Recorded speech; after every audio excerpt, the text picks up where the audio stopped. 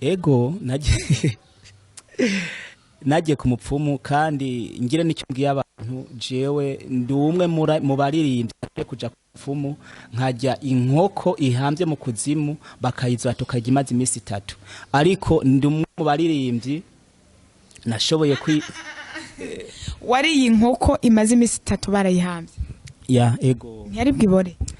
iba yaboza gushaka bakwereke ibyo usaba bigukurabone kurinda ariko ivyo byarambaye inkoko bakayemba mu kuzimu bakayizura imaze imisi 3 tukayije yaboze ariko twayijya yose washaka kujya akantu gatemuka kajyo kakamira ego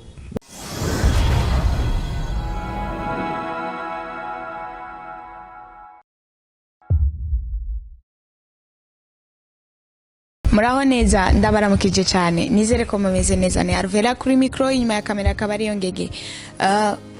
ndakunda cyane abantu mwese mu kudukurikirana ndakunda abantu mwese mu kundi bikorwa byacu ndakunda abantu mwese munezererwa no kuba mutubona dukora tukabashikiriza ibiganiro kandi mukabona n'abantu tuba twabahaye mukagenda mukabakurikirana kubera ko nico tubereyeho murabizi ko twama twabivuganye nguko namana yababwiye muri munsi jewe ni wewe ni jewe kugira ngo twuzuzanye turi kumwe twese birashoboka umutumire wacu tugiye gukurana ikiganiro n'uyu mubona ngaha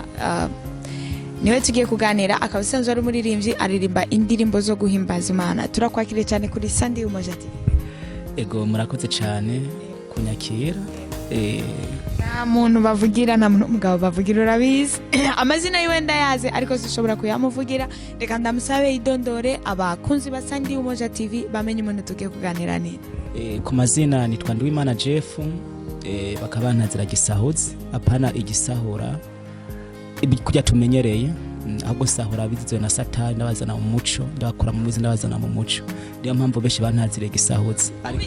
mu misi tumaze kuganira niryo rya mbere ndakumva igezina gisahuzi nayenzi Jeff gisahuzi numva ko bari kwise bitewe nuko usahura abantu bizahiriwe na satani ariko nakazina kubuhizi burya kugira ngo barinde bakakwita nuko habaye impamvu ni impamvu nyabanye impamvu bantazira iryo zina nuko nakubwiye ko ni wabivuze bisanzwe ndi umukristo ndakijijwe ndi umwe mu baririmbyi baririmba indirimbo za gospel rero kuva ntanguye kuja mu uwo mwuga wo kuririmbira Imana nacishaho umugambi wo guca mu ntazo zigize igihugu ngenda shikiriza album y'indirimbo za itatu zo musangana ko sanga ufise album n'itatu zo musanganira rero abantu bajya babona ivyo ngenda ndakora ngena mpamagara cyane cyane abatarakizwa ko bo kwegera umwami wacu Yesu Kristo bakizana bagakizwa kuko mwisi nkuko nama ndabivuga turi ubwoko bubiri hari abana b'Imana n'abantu b'Imana rero abana b'Imana ni bajya bakire Yesu Kristo umwami n'umukiza mu bugingo bwabo abantu b'Imana nabo ni bajya batarakira umwami Yesu umwami n'umukiza mu bugingo bwabo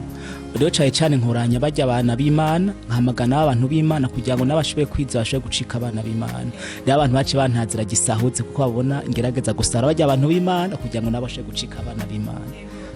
Jeff reka ndakusabe nk'umuririmbyi ugira akantu udukorera akatwereka kuri umuririmbyi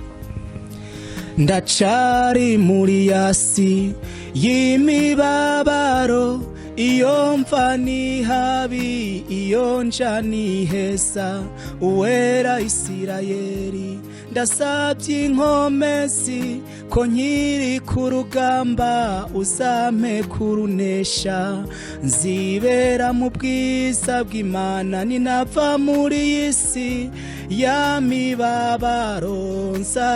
nzayibagirwa nzaririmba indirimbo yishimwe ndi kumwe na Yesu aho nzaba ndi kuri wa mugwa w'Imana. Haleluya.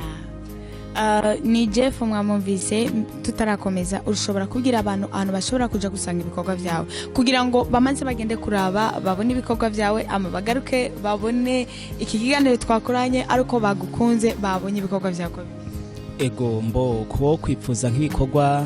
nkora cyane mu buryo bwo kuririmba ushaka kuja kuri YouTube ukandika Nduwimana Jeff usanga ko album tuzomusanganira ariko n'izindi zitandukanye ushaka gusanga ko ama video ama audio ndetse n'intahe zitandukanye ushaka kwisa kuri YouTube wanditse Nduwimana Jeff Jeff uri umunirimbyi wa gospel ubimazemo igihe kingana mbo natanguye kuririmba wa gospel muri gospel 2012 natangwe 2012 nakijwe 2010 hama ntangwa kuririmba 2012 kuva mu 2012 kugeza 2021 uririmba niho natangwe gospel kuva ntangura kuririmba so natanguriye watanguye ndavuga ngo wa musi wasora indirimbo yawe warakuye muri studio ukayisora ukavuga ngo iyi ni indirimbo yanje igiye kumugaragara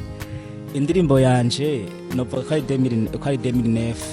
niho nasohoye indirimbo zitandukanye benshi bavuga ngo ni izise za profane ariko icyo gihe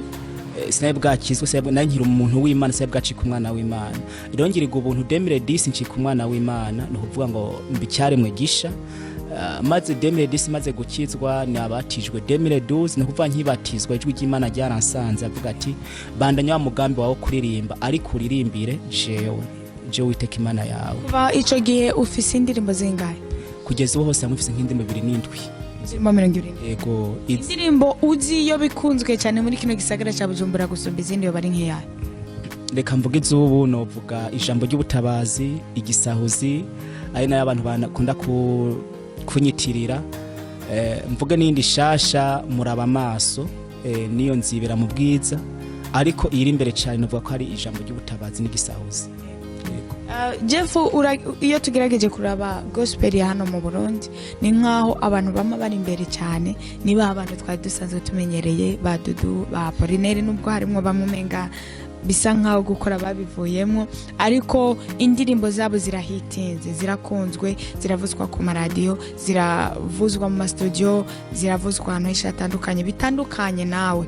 si nshatse kugushira hasi ariko tuvuga ukuri uko kuba kuri ni kubera iki iyo ugerageje kuraba ufise ibikorwa byinshi ariko ibikorwa ufise ntibihuye n'uburyo abantu bavyakira ntibihuye n'ukuntu byari bikwiye kumera ntibishika kure nk'uko byari bikwiriye nk'umuntu ari karakora cyane woba wibaza ko biterwa n'iki mbo impamvu novuga ko ari nka zine ariko zirarenga zine ko ndagaragaza nsobanure bike muri ibyo rero nyamukuru twe gospel twacambere abarundi nitwikunda kandi dukundana icyo niyo ngwane ya mbere bagagaje kumbwira ba Dudu na Polineri n'abandi impamvu baje bakora mbere bagaca batera bumvikana novuga umuziki cyangwa ingabire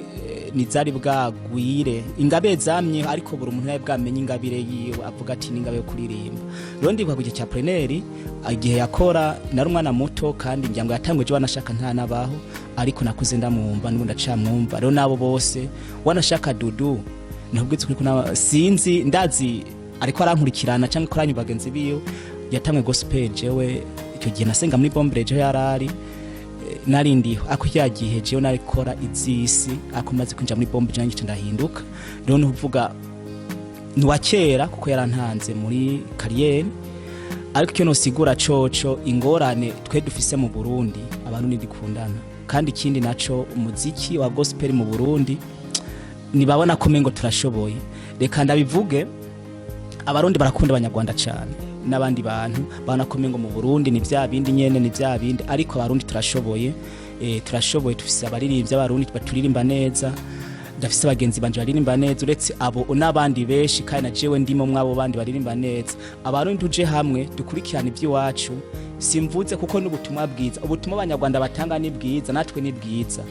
sinozibira ubutumwa bwiza ahubwo nibumvize bya butumwa bwiza bwabo n'ubwiwacu abukurikirane yego nukuvuga ngo ikintu mubuze gukundana hagati yawe mbo abantu ndikundana ikintu cyambere ikindi naco ako nshima Imana biko biraza ndabona ko ama media amaradi atandukanye n'ibindi bijukiye umuziki ndundi muri rusangi ndabona ko dushigikira kandi biko biraza bukebuke uko byahoze no musisiko biri ndizeye ko mu misi ejo atari no munsi bizoba byamaze guhinduka natwe Arundi ubutumwa bwacu bugashika kure kuko tuvuga ubutumwa buciye mu ndirimba kugira ngo ushike impande zine zigizisi rero bumaze gushika impande imwe twashaka bushika impande zine beca bigorana cyane Nduwimana Jeff umona ngahano umwe mu basore bariko barakora cyane kandi bariko barabikora neza afise vision sinzi ko bayita vision sinzi ko bacitango iki ariko aca mu ntara zose zigize igihugu cy'u Burundi Jeff wagimaze guca mu ntara ze bo sigaje intara 13 mu ntara 18 sigaje nta 13 mbamaze guca muri 5 gusa. Nukuvuga ngo izo 13 zose uzozicamo. Zose nzozicamo. Ego. Intego nyamukuru Jeff iriko ituma uca muri izo ntara zose ni yahe? Je Chrisangiriye neza yarambohoye intayanje ni ndende beshi bara nko kubanzi ashaka kumanta kwino Sandu Moja TV akagira icyavuze ku wunzi ko wamaze kubona intahe yanje cyangwa utarayibona nawe ashaka kubaza nyene Sandu Moja TV nangorane. Ugize ikintu nyibutsa Jeff ukiririmba indirimbo izo bita izi sizo bitango ni za satani ko ari abantu benshi bazifata ko ari za satani warigeze kuja ku mupfumu wewe? Ego nagiye ku mupfumu kandi ngire n'icyo mbwiye abantu jewe ndi umwe mu baririmbyi kuja ku mupfumu nkajya inkoko ihamvye mu kuzimu bakayizwa tukajya imaze imisi 3 ariko ndi umwe mu baririmbyi nashoboye wari inkoko imaze imisi 3 barayihamvye ya ego ntiyari bwibore iba yaboza gushaka bakwereke ibyo usaba bigukura abone kurinda ariko ivyo byarambaye inkoko bakayemba mu kuzimu bakayizura imaze imisi 3 tukajya yabotse ariko twayijya yose washaka kujya akantu gatemuka kajyo kakamira. Warayiriye? Yes nayiriye. Nanyuze ari zirimo. Umva nyene ikintu kimaze imisi 3 mu kuzimu nawe maze umunsi umategeza kuba hari mwinyo ariko kubwo guharanira cyangwa gushika kure ko navuga ati menyekane ishike kure kuko hari higanwa navuga ati nsheho kuba wa mbere. Mbizukuri ni wumva ko aragasuzugura baba bagusuzugura. Satani ikiwe na mahoro atanga ugatanga umubabaro kandi satani ibyaguha byose satani byose ushaguha n'amahoro anagomba n'imiduga kuko ari mwisi yayimanutse mwinosi kugira ngo ayitegeka yiga. Ugenda ku mupfumu bakagwereza ngo iyo nkoko uyige ukayijya ivyo wari wagiye gusaba byarakunze byaracemo nko ari ubikene. Novuga ko byakunze kuko icyo gihe na ibyo nasaba ko chance bibindi ariko uko byategeza kurangira siko byarangiye. Wari wagiye usaba iki imbere yuko ndakubaza uko byarangiye? Mbona giye nsaba ko no wa mbere mwihiganwa ryariganwa ryashobora kuba kuri kote byajyahuje abaririmbyi bavuye mu ntara zine zigize igihugu cyacu cy'u Burundi rero ryabera kuri kote naye bwahubake. Rero ndashaka kuba wa mbere n'indimbo yanjye kwishobora kuba wa mbere ndimbo. Hanyuma ibaye wa mbere bari guca baguhereza iki? Iryo higanwa urumva nyine umuntu abaye wa mbere mwihiganwa bari bategekanyije amahera mengo za miliyoni 4 z'amafunga y'amarundi kandi urumva ku muntu nkaje se bwafata miliyoni 4 no muri se bwawufate navuga ati amahera ni menshi cyane kandi kuba wa mbere amedia akakuvuga ibinyamakuru rya no hinazi umuntu yabaye wa mbere ico vyumva nyene ababaye hit noneho byarakunze urabo wa mbere byarangiye nkijijwe sinabaye nkibandanye ibyo bansabye inkoko nayiriye ndagira ariko kukanyuma ijwi ry'Imana ryaransanze ko bacampa ubunyigisha ariko bazufashe nibihe bintu bari bagutegetse ku mupfumu barakubwira ati dukeneye ko uzokora ibintu kugira ngo ubo wambe ibyo twarabikoze inyuma yaho bambwira ati ariko naho birangiye uko ukeneye kubananya ushika kure kuzobandanya ukora ibindi bikorwa reka tuguhe umuntu akwiza uwo muntu aranyiza kumbe yari uwo bita bamwe bitango ba Freemason atanga kunyigisha intambwe za mbere ambwa ati zitwara kunuku ibi nibi nyene nibyo shaka kumenya ni birebire ariko gusa Chrisangiriye neza yarampa akantu kameze nka Bible uriko akabanda gafise akantu zakajye bimeze nka Bible ntonya wana ko ari Bible ariko haba harimo ibintu ntegeza gukora rero uko ugenda wiga intambwe ya mbere niko ugenda ubivanye ugenda wigira hatandukanye ko bari kubera ko udashaka kubivuga cyangwa utinya kubivuga cyangwa ko bari kubera ko gusa nyene nuko nzari birebire kuko sigwa ati nigiyemo sinari bwaje kwigira mu kaburi ariko je nabibaye mu gihe gito nk'amezi nk'abiri ivyo byo kwiga fisa ko kantu biza kurangira rero nkijijwe ntashika muri birebire. Waragiye kwigira mu kaburi? Mu kaburi sinagiyeyo muga yari intumbe kugira ngo shikeyo aho byari kubandanya kugira ngo ushobore kuba hitishe kumenyekana gose shwe gushika kure namaze kwa no mwihiganwa shwe kutazosubira inyuma no vuga shwe gushika aho nipfuza. Wigeze kuja ku mupfumu bagusaba kuryamana n'umupfumu kazi? Oya ivyo navyo bambariye ikintu mu misi woba waragiye ku mupfumu barakubwiye kika ukumva kiragutangaje cyane mbese ukumva muri wewe nubwo wogikora muri wewe ntugishaka cyo bari ngiye je nakubwiye ko nakunda kuririmba kandi nashaka gukunda gushika kure ndashaka gushika kure ivyo bambariye byose namba ko kubera ugendanye nabajya haba hari imyuka mibiri muri bo no kuvuga ibyo muvugana byose guteza kubakunda no kubiyumvamo nanakimwe ashaka kukubwira ushoye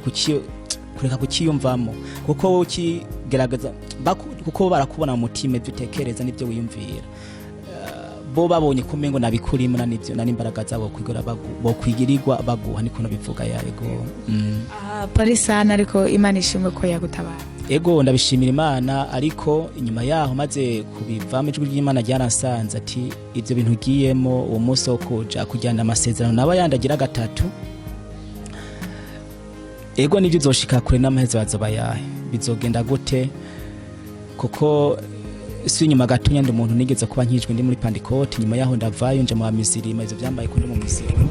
nyuma yaho iryo jwi rinsanze niho nakanguka maze gukanguka senze nyene iti Imana ivuga gute navyiyumvise muko nyene ngira umwigishwa turi kumwe ati ivyo ntako naho ndabigiyemo si ndumva ko mengo si namana ibirima cyangwa ati kanatwe turasenga kandi nivyo vraiment abadayimoni barasenga wanagomba agira amafungu ko iyo mwana w'Imana akoranya asenga imisi 2 cyangwa imisi 3 n'abagira imisi 6 kugira ngo ashe kuronka imbaraga zo kutera uwo muntu ariko hejuru y'ivyo byose hari imbaraga ziruta izindi imbaraga naho bogerageza iri mukuri naco bakora kuko hari Imana Satani nahegera yego wigeze guhurirayo n'umuntu yitwa ko asenga ko mufumu oya komeze kubana kuwe ko ntayibandanyije byambaye ko nka mu mezi nk'abiri kuko nashaka gusha ko noshika kure mu buryo bwo kuririmba cyo ndabikata ariko gusa icyonzi coco intayanje ni ndende maze gusimba ivyo naki umwami Yesu ndakizwa nyuma yaho ndavayo nkura n'undi muntu umupastori anja birebire ko bipfuze no nasino bijamo birebire no aja kuri YouTube kandi w'Imana Jeff ducubona iyo ntahe yaragutuburi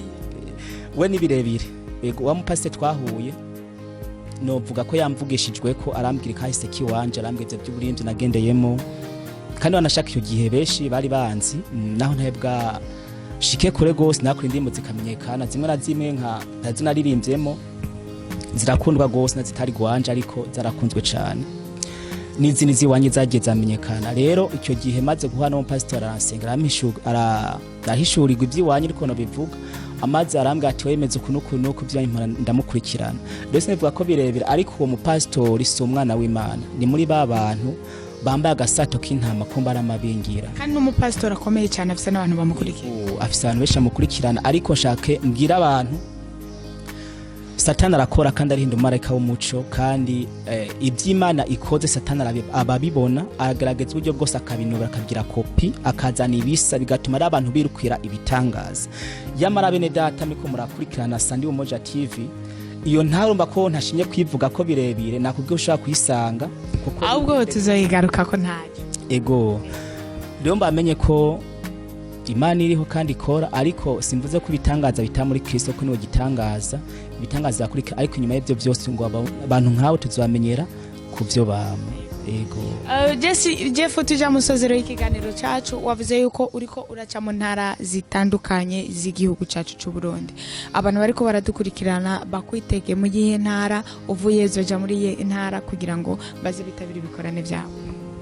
ego itariki 24 nzo ndi muri Roche Roche Bujumbura nzandi muri Roche ibutaganzwa mu ntara ya Kayanza nageze kuhakorera muri 2009 abantu baho banasabye ko nshobora gusubirayo no kuvuga naho niyo nzobandi yazari dimanche ego niho nzobandi hama camba nja mu Kirundo nja mu Rugombo ziba mu Rugombo nje Makamba no mu Rumonge ariko cyo nababwira coco mu kwicenda dimanche nyimehereze kwezi kwicenda nzandi ngaha mu gisagara cya Bujumbura ndoshaka kugira finali ndiko ndagaragaza uburyo bwose aho nzogeza nge ho kwicina kuzogera ngeze niho nyene nzovuga ati reka ngarukirize ngaha ndoke gatonya duca suza kwinda album igira kabiri ego nakaye kajambo mva ubwira abantu bariko baradukurikirana kuri Sandi Umoja TV ego ico novuga coco nko kuba nasigwe mu ntango y'ikigano ko turi ubwoko bubiri mu isi hari abana b'Imana n'abantu b'Imana we nimbura umuntu w'Imana agaragaza ucika umwana w'Imana kuko mu isi nakiriho ariko iyo tuva niho ariko iyo tuja ni heza cyane nimba ukurikirana Sandi Umoja TV